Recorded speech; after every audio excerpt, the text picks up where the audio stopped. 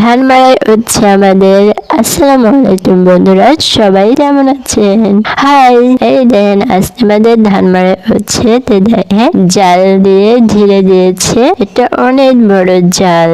জাল দিয়ে চারপাশ ঝিরে দিয়েছে। এই দেখেন আমি মেশিনদের কাছে যাচ্ছি। এই দেখেন এটা হচ্ছে ধান মাড়াই করা মেশিন, আর অনেক সুন্দর মেশিন। এখন কিভাবে ধান মাড়াই করতে হয় সেটাই আপনাদের দেখাবো।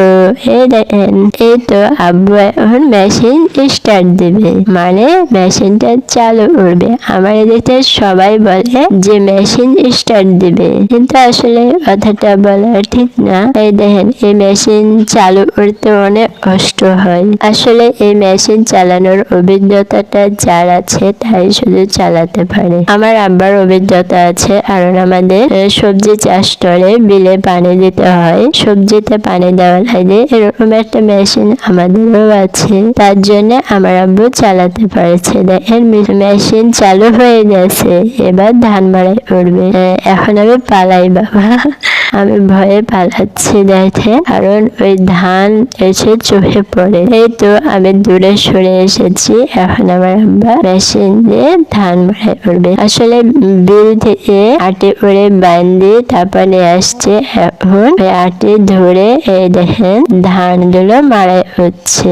একটা মাড়াই করা হয়ে গেল, দূরেই চান্দা মারলো আটিটা, আরেকটা ধরেছে। এখন এভাবে ধানগুলো মাড়াই করবে। আসলে ধান মাড়াই করারও একটা অভিজ্ঞতা আছে, না হলে পারবে না। মেশিনটা আমার চাচার মেশিন ধান মাড়াই করতে এনেছে। তা আমার চাচা একটু দরকারে বাসায় দিয়েছে। আর এই দেখেন চারিপাশে কিভাবে নেট জাল দিয়ে ঘিরে দিয়েছে, যেন ধান গুলো বাইরে ছিটে না পড়ে। আর অনেক সুন্দর করে উঁচু উঁচু করে বাঁধছে।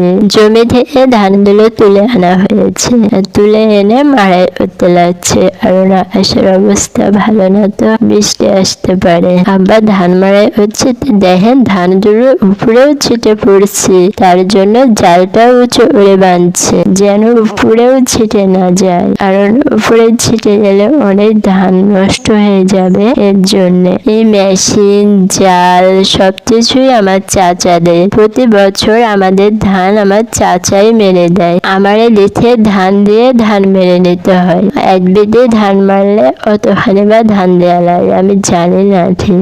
দেখেন মেশিনটি জোরে চলছে, ওরে বাবা। এই তো এখন আবার মেশিনটা বন্ধ করে দেবে।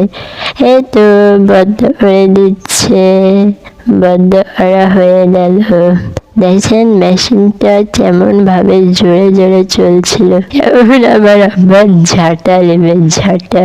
এই তো এখন ঝাড় দিচ্ছে, উপরে ধানের ময়লা পড়েছে, বড় বড় পালাগুলো পড়েছে, ওর জন্য ঝাড়ু দিচ্ছে। আমার আম্মু অসুস্থ, তো তাই আমার আব্বু ঝাড়ু দিচ্ছে। এই তো পালাগুলো পরিষ্কার করে নেবে। এখন ধান উঠলে পিঠা খাওয়ার আনন্দ হয় সবার বাড়ি বাড়ি। ভালো ধান পেলে কৃষকের মুখে অনেক হাসি দেখা যায়, কারণ অনেক কষ্ট করে তারা ধান চাষ করে। আর ধান যদি ভালো হয় তাহলে আনন্দ সীমা নাই। বৃষ্টির পানিতে ডুবে গেছিল, আলহামদুলিল্লাহ যা হয়েছে অনেক ভালো হয়েছে। আপনারা সবাই ভালো থাকবেন, সুস্থ থাকবেন। আল্লাহ হাফেজ।